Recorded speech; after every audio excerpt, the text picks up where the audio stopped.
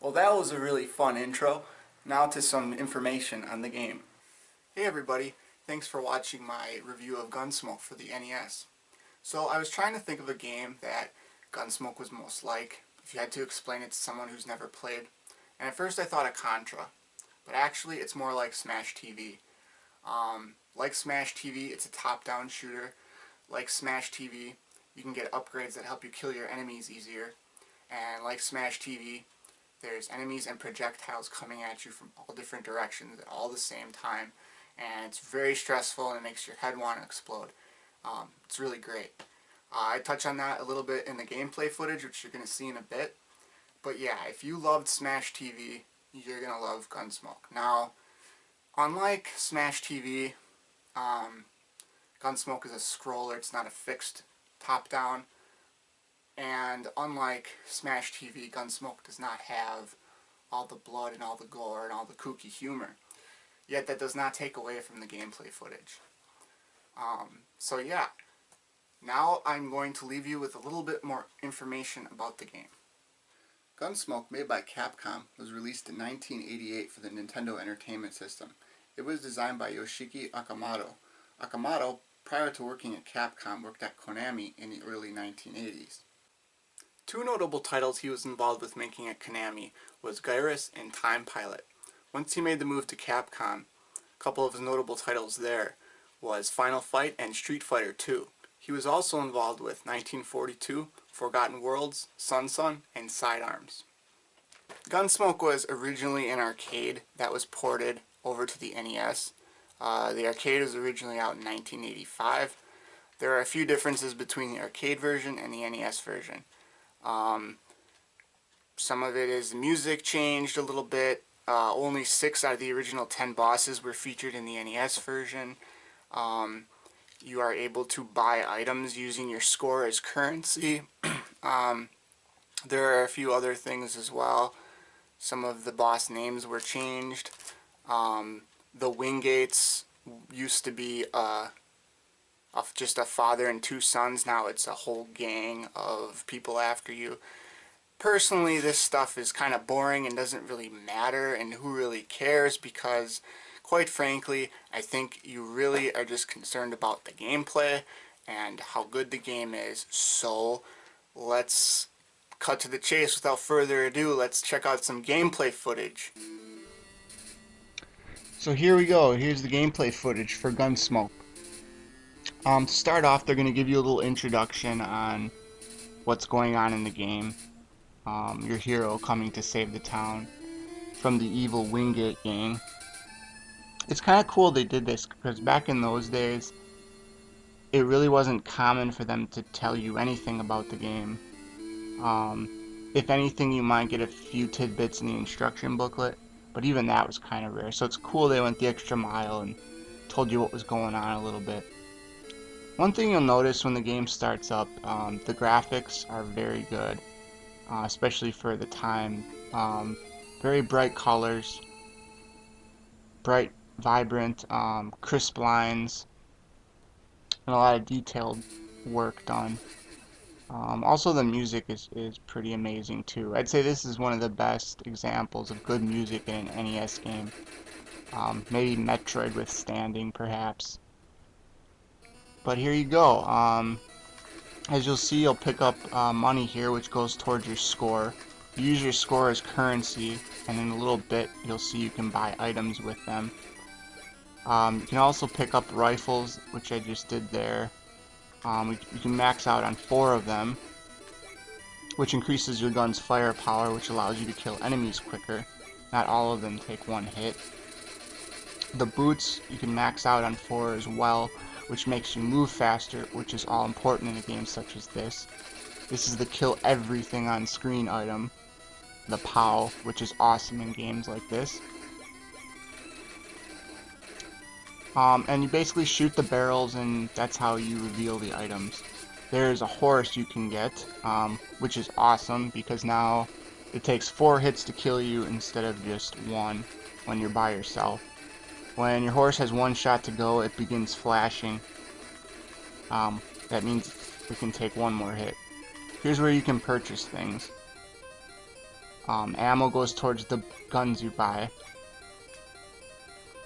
The wanted poster there, as you can see, I could have bought one, but I just revealed one that was invisible there. What that is basically every single level there's a hidden wanted sign of the final boss. And you have to find it. You have to shoot the hidden spot that it's located in. If you don't find it, the level will just cycle through over and over again until you do find it to get to the boss. When I was a kid with my family, watching them play, a trick we used to do is purposefully not pick up the wanted sign so that we could beef up our items and our guns, making the rest of the game a little bit easier. And that was kind of a cool trick. You know, I'm rocking the machine gun on this guy. And also, a couple seconds ago, you saw something that looked like a colorful pinwheel. That's actually an item that gives you extra lives, or extra man, or 1-up. You'll see that again coming up here in the second level. I don't have many negative things to say about this game. You know, this game is so great for so many reasons.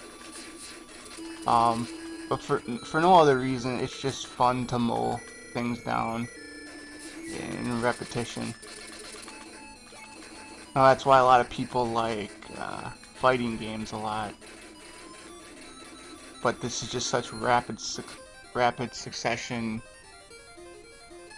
murder that it's a satisfying game.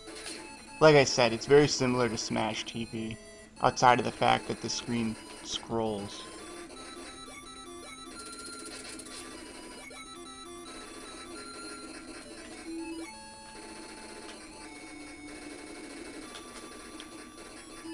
Here's the final boss of the second level.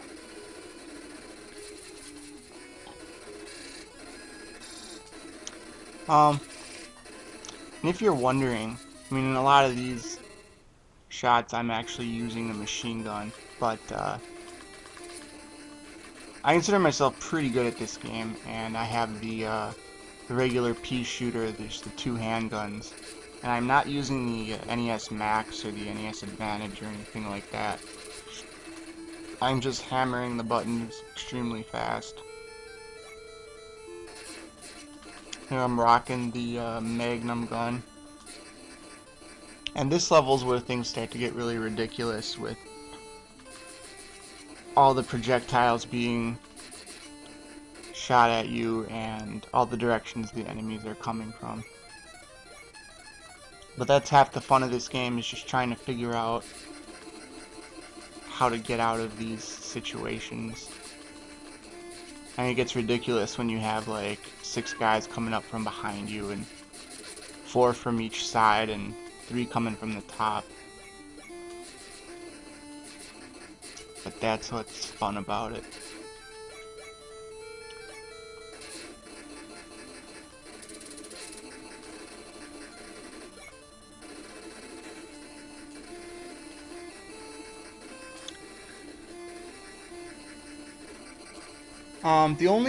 I guess if I had to pick something that I find to be a negative about this game, I guess it would have to be that it's only 6 levels. I mean, it's about the average length of an NES from in those days. I mean, if you pick up this game and you play it, I don't think. I mean, it's gonna. If you've never played it before, you're not gonna beat it on the first try. I guarantee that. But even when you do beat it, you're not gonna be saying to yourself, "Gee, this game is just ridiculous. I wish I never played it because it's so short.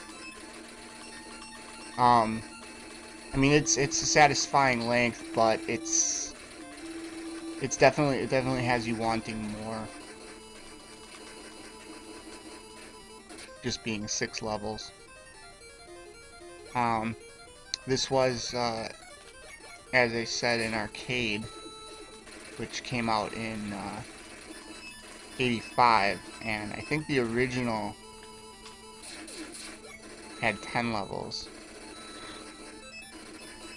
But, you know, they had to do certain things when they did that to fit it on an NES cart. So, it's kind of similar to Teenage Mutant Ninja Turtles 2, the arcade game. As much as that game was completely awesome, it wasn't really up to snuff to the arcade version, but look at where they put that pinwheel. That's ridiculous. They're just trying to kill you there. Yet somehow I got out of it. Somehow. This level kind of sucks because every time you come up from the bank, or you're in the water going onto the bank, it like double taps it a couple times before it actually lets you move up.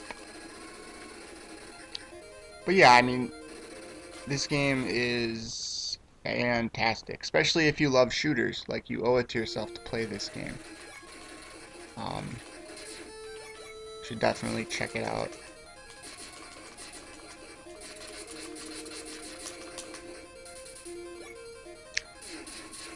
Unfortunately, I do not have any footage of level 6 because I just died right there. But yeah, that's the basic gameplay footage and some of the basic information of the game.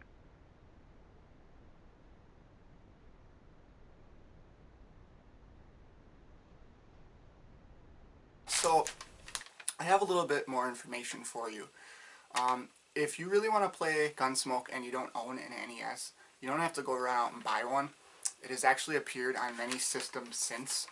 And I'm assuming that if you're watching this video, you have one of them. I have a little list here I'm going to run through real quick of all the systems that it has appeared on since the 1988 NES release. It has appeared on the MSX home computer. It has appeared on the PlayStation and Sega Saturn, a game called Capcom Generation 4. It has also appeared on the PlayStation 2, PSP, and Xbox called Capcom Classics Collection. PS3, Xbox 360 called Capcom Arcade Cabinet. IBM PC called Capcom Arcade Hits 3. It also appeared on the Amstrad CPC as Desperado, Desperado Gunsmoke. And they actually came out with a sequel called Desperado 2, which I've never played. And it also appeared on the 2X Spectrum. Now the 2X Spectrum, the IBM PC, and the MSX are all really old computer systems from the early 80s. I did want to go over the MSX a little bit because it's kind of interesting. Microsoft was involved in it, and although Microsoft was involved in it, it wasn't really released in the United States too widely, but it was very popular in Japan. And an interesting thing is that companies like Konami were making games for the MSX. It was kind of the Nintendo of its time, but then when Nintendo came out with the NES in 1985, that's when they kind of stopped doing things for the MSX. Hudson Soft is another company that made games for the MSX. So yeah, I thought that was kind of interesting. The MSX was also very popular in the Middle East, Brazil, Soviet Union, and the Netherlands. So there you go.